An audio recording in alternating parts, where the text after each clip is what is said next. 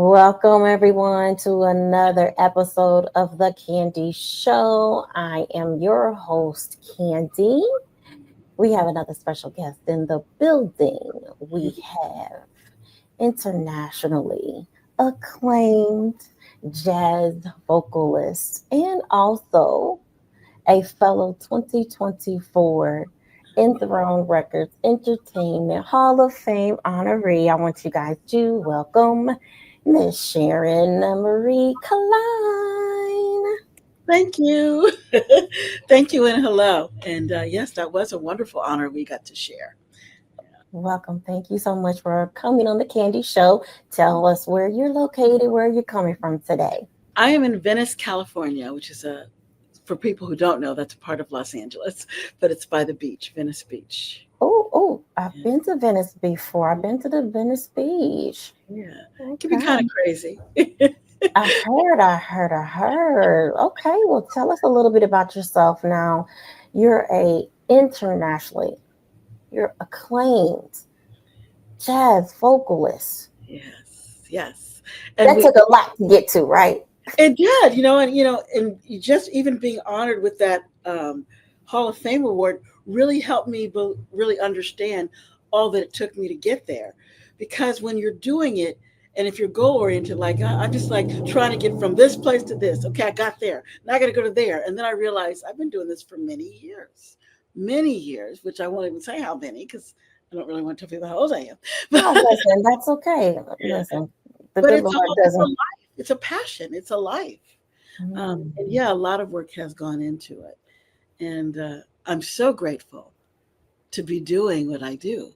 And to be still doing what I do, and people calling me out of the blue and wanting me to share my gifts, and being hired to perform in these gorgeous venues, and to be connecting with musicians that I get to connect with. It's really quite an honor. Tell me a little bit about why you chose that sector, jazz. Yeah. When I was a kid growing up, musical theater was really more of what it was because that's what you can do in school. So I just really loved the connection of story or emotion and song. And as I went to college, I realized you could capture that in jazz. You didn't have to do an entire play, although my degree was in music and in theater.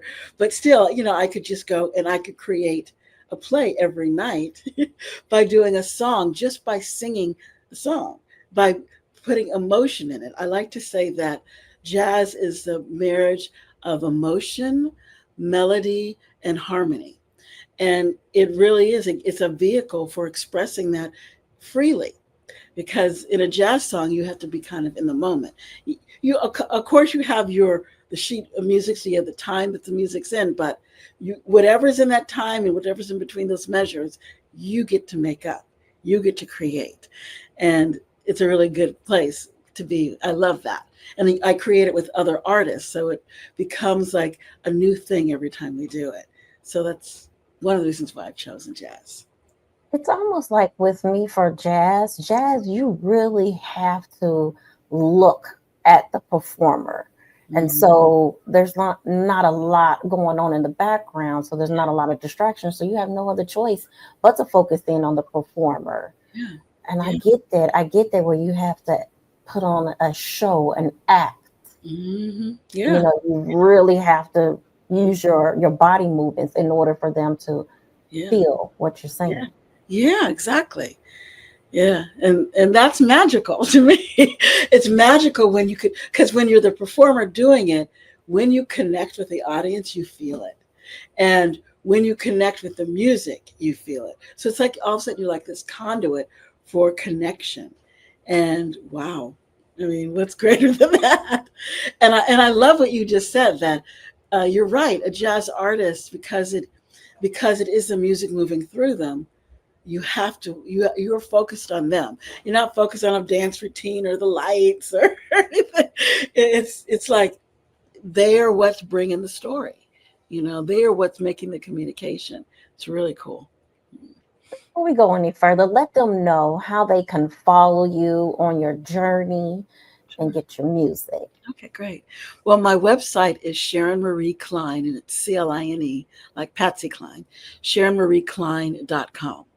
That's my website. You can sign up on the mailing list, and then you'll get little, I call them sunshine in your mailbox to find out where I'm going to be. You can check on the website. My calendar's there because it's constantly being updated. But we have specials and sneak peeks into certain things if you join my website.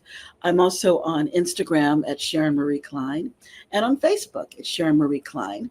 I also call my shows, they're called experiences, the Sharon Marie Cline experience, because they're love fests, and people go to have some sort of experience, and usually it's about the heart, because that's what I'm about. I'm about connecting with my heart into yours. So that's how you find out about me. And I have lots of ways, because I also have a little podcast called Navigate with Your Heart. And I do an IG Live show, which is called All About That Beat, about why musicians follow their heartbeat on this journey and on the road of becoming a musician, because as we know, it's hard. It's not easy. So there's lots of ways to get in connection with me if you feel like you like what I got to say. And what I do.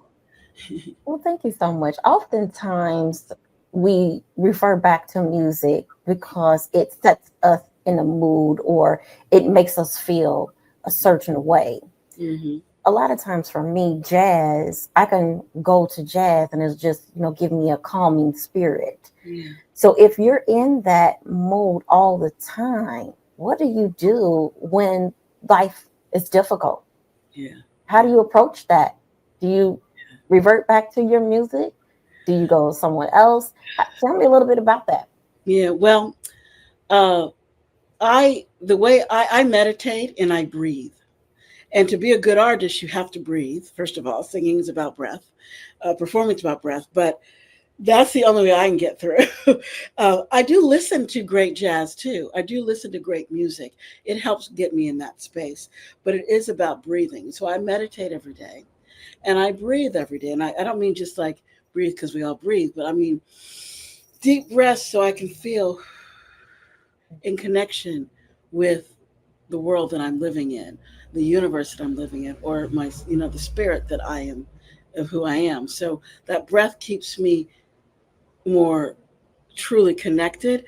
Then I can deal with, there's a fire over there. That's happening over there. People are arguing there. The gig is now 3 days earlier than we thought, or I don't know my songs, all that kind of stuff.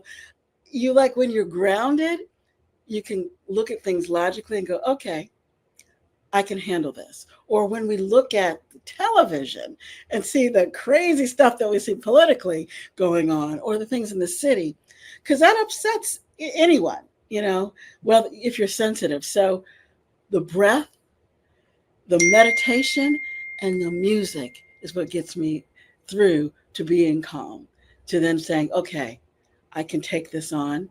I can bring my light to the situation, and I can share who I am. I don't have to be influenced or bombarded by that. And at the effect of it, I get to be in control of what this is. So that's how I do it. I hope I answered that. No, yes, you did. Yes, you did. You answered it in which was applicable to you. Yeah. Thank you. You're so welcome. Internationally known. I know that sounds very common sense, but how did you arrive to that title? Yeah. Well, I would love to say it's because I perform so many places all around the world, but it's more because my music has been listened to and I have fans all around the world. So I have fans in Japan, I have fans in India, I have fans in England, I have fans in Paris, and in Italy, all of Germany, all over the world, in the United States. Thank you. I have those fans, and that's because I do perform. I promote my music. I promote myself online. I guess people like my music, and so they start to pick it up. I think they also like my music because it isn't just pure jazz. I call myself a soulful jazz singer, a jazz soul singer, because I do sing with lots of emotion. And then I also bend genres. Like I'll pick a song from like the 70s and I'll put it in a Sharon style, like Laughter in the Rain, which is a Neil Sedaka song. You know, I do it my way that's jazzy, but still feeling and dreamy. And so it makes people in different genres say, let me check that out. Oh, let me check her out. So I think it's because I'm willing to bend and flow and really follow my own heart and how I want to interpret music that I'm known in all those different countries. And that's how I became international.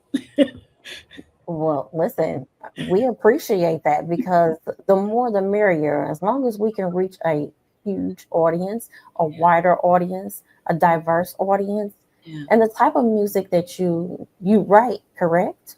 I do write some, yes. Yes. Okay. So the type of music that you write and not only write, you Mhm. perform, Mhm. it is so widely accepted. Mhm. You Yeah. can hear your music, and we don't want to just say so much in the elevator. You have wedding style music. Yeah. Yeah. Yeah. Tell me, Especially I've done things like I've definitely done lots of weddings, tons of weddings. I've done proposing to engagement, that kind of thing. Like when they actually become engaged, I've actually been like the surprise. Like they put me in an like let's go to this restaurant that's important to us as a couple, and then all of a sudden I'll be there and I'm singing, and then he asks her to marry him. Those kind. So my music, it really is music that awakens something in the heart. And I've been told it puts people in that mood. I've actually had couples tell me that. So, yeah, it's that kind of music. now tell me a little bit about, have you had any concerns with, since there's so many platforms now that are playing music, Mhm. has there been any challenges with getting your music played on a wider platform outside of the internet? Like, Yes, but even getting on the internet was work. So I don't see it as something that's going to block me. It just means I keep at it. You have to keep at it with the venues. You have to keep at it with the record companies and with individual clients, um, and you have to keep at it. Like I'm on different playlists on different on all the platforms like Spotify and Apple and Amazon and Pandora. It took a lot of work to get on all those playlists, and I just keep doing it. I think the more you do it and you have a decent product, I guess that's important, a product that can relate to people, um, the more opportunity you have to break through, and it actually occurs. But that's just kind of how it is. And I think I just accept that with the business. It isn't like nothing's like a snap your finger or you open your eyes and make a wish and there it is. You just got to keep moving forward and like, hey, remember me? Remember I was here last year? Or remember this? And hey, I got this new thing coming. Or I'm doing really well here. You have to keep cheerleading your own work so that others can uh, pick up their little pom poms and cheerlead you too. you know?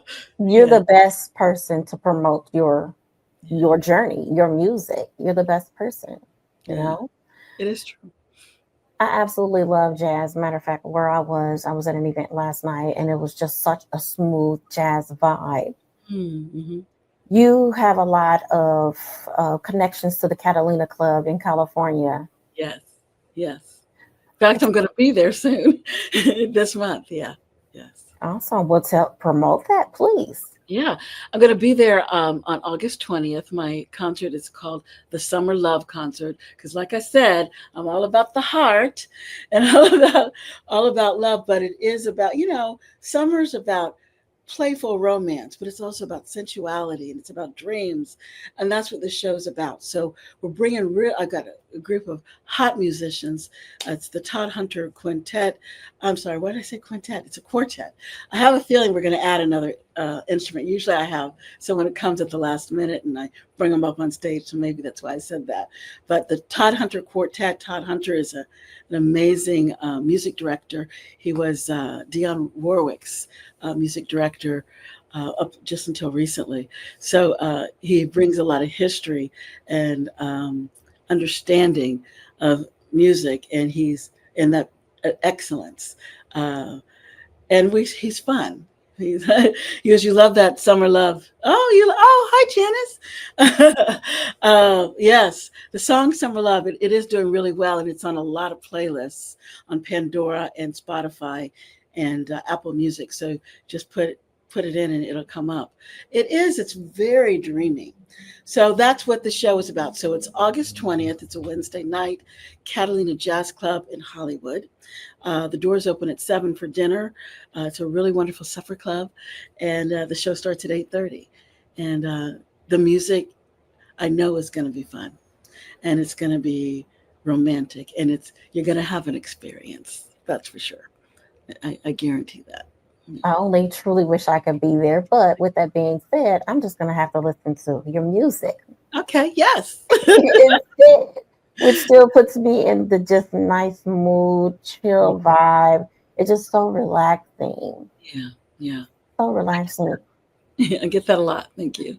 And that was where I was going to go with that. Tell me a little bit about, can you share maybe a memorable feedback that you received, or memorable feedback? Well, I definitely get constantly that, like they come in from the world and their day is like crazy, and they can come and they can just like relax, like lean back in, because there's something, I think it's that dreaminess that I live in.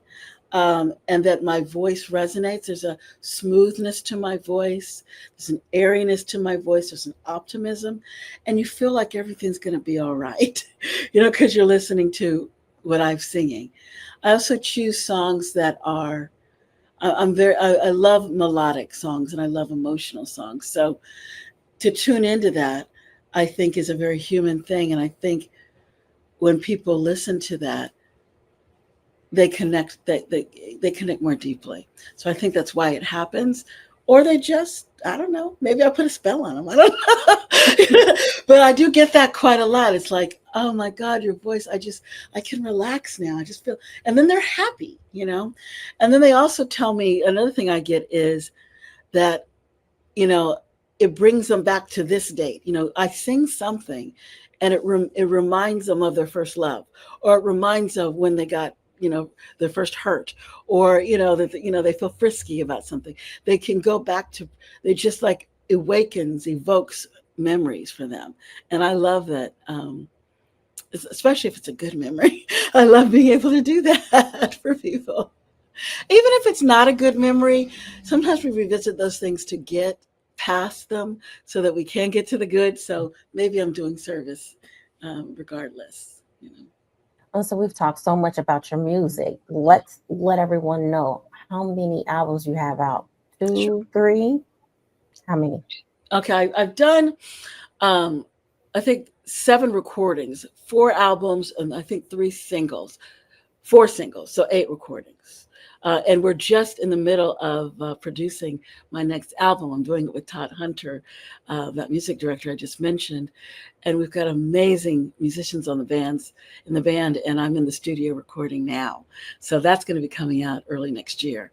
But I have several, so I said 3 albums, 1 Christmas album, so it's 4 albums, and then 4 singles. So that's my career so far. And then this new one will be the 9th that comes out next year. Do you have a typical time frame as to when you like to start an album to when you want to finish? You want to finish in months, years? Does it just depend on what the vibe is and how it feels?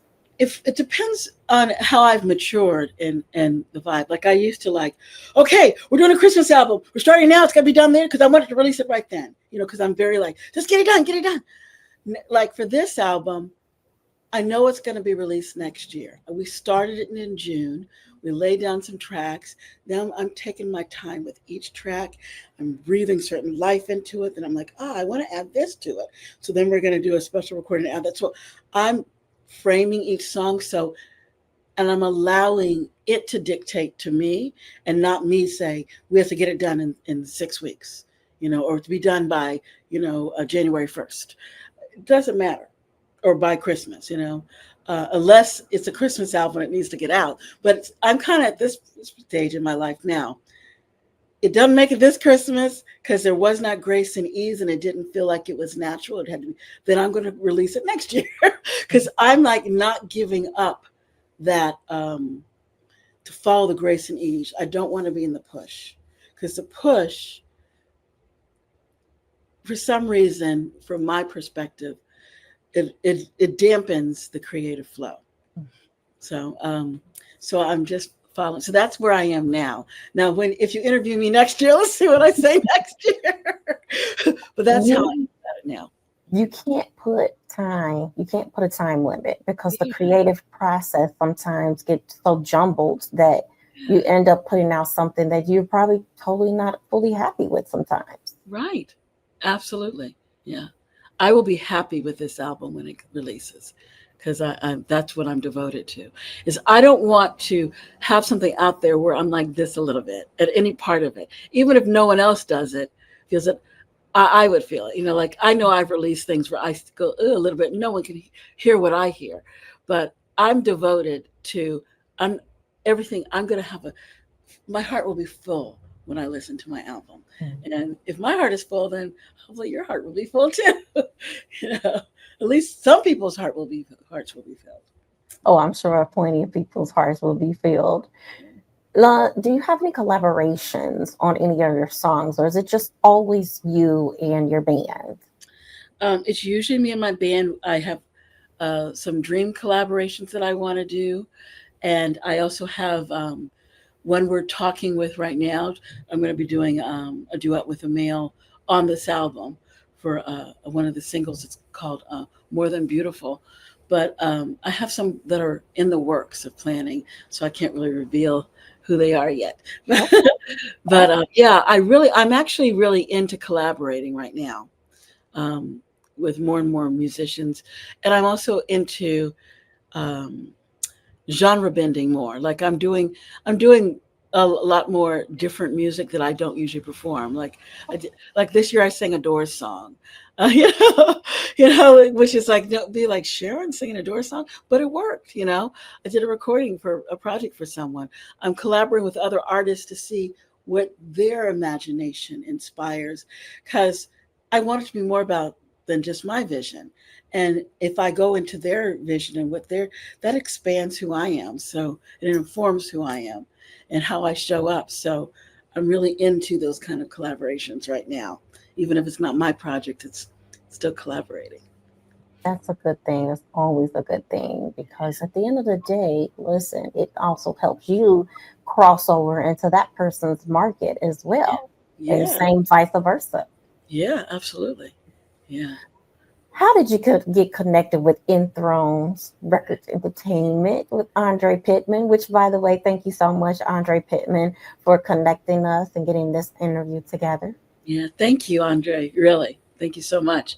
So, we've just actually started our association. I've watched his career develop. I've known artists that he works with. There are a couple in particular, Latrice Lawrence, I'm sorry, and Victor Orlando. I work with Victor a lot. I've done some of his projects. He's been one of my collaborators from the past, and so I've known him through those connections. He's come to a couple of my shows. He's actually going to be coming to the show in August at Catalina. So we collaborate. That's how we've been connecting. And that's how we met, is through other artists and through live performance. I look forward to working on something, in particular with him, collaborating with him and seeing what we can do together, because he's got a lot of great ideas. I've seen how some of his artists have really blossomed So that'd be lovely. But that's how we met, was just through my friends, my artistic friends. Listen, shout out to all of the honorees, Yeah. present, past, and even the future. Yeah. Thank you so much. I'm so upset that I didn't get a chance to attend, I but know. hopefully I'll be able to attend the next one. Yeah. What state are you in? I So forget. I'm in Indianapolis, I Indiana. was going to say, were you in Indiana? Yeah. Yeah, So that would have been a commitment to come on out here. very much so. But listen, when things take place, you just have to just sit and be in your blessing, Yeah. and things will work out. Things Yes. will definitely work out. Now I'm gonna go a little bit further back. Further back. Mhm. You mentioned about theatric. You had some theater experience, Yes. Broadway.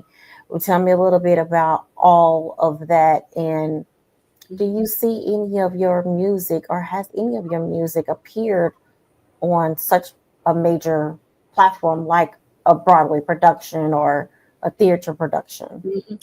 Not yet, but I am very open to that. So, yeah, my background is in music and in theater, and I did a lot of regional theater. I have not hit Broadway yet as an artist. I've hit Broadway as an appreciator. I love actually just going to New York and just going to like 6 shows, and that's why I go, is to just hit Broadway, because there's just nothing like that.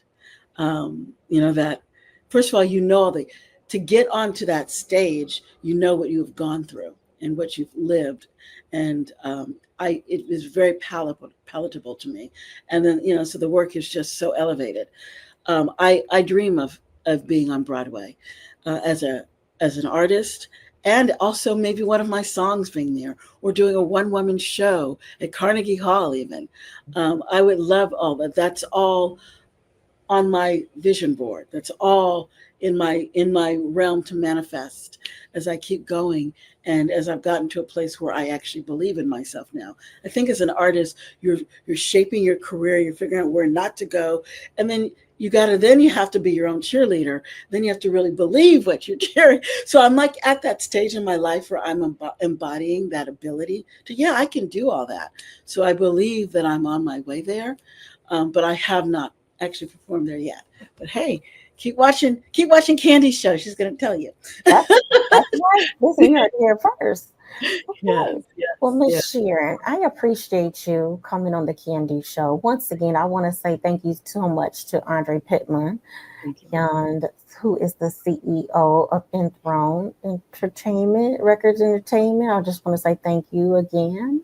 Thank you so much for everyone who has watched this live. Thank you so much, Miss Janice Mavis. She is also an honoree as well, Intrnl Records Entertainment honoree as well. So thank you so much for your comments. She said she loves Summer Love. That's actually one of my favorites as well. Thank you. Good. Thank you so much. So before we get out of here, let Mhm. everyone know once again, if there's anything that we've missed today, please let them know, and then reiterate where they can follow you and get your music. I will. First, I want to say thank you for having me on your show, and from spending some time with me, being all the way I am. But I really appreciate you just sharing me. So thank you for everything you do. And everyone, you can follow me on my website, SharonMarieCline.com.